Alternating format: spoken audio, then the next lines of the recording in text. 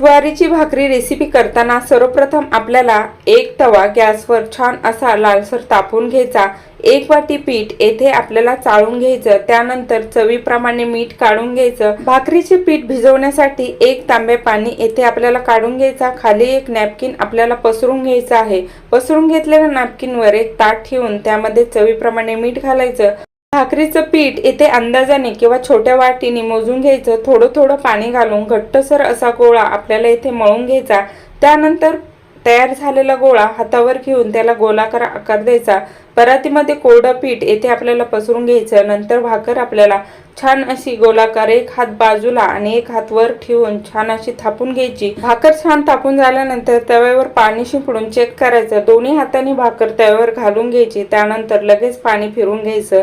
पसल्यानंतर भाकरीला पलटी मारून दोन्ही बाजूनी भाजून घ्यायची। तवा काढून लालसर होईपर्यंत भाजून घ्यायची।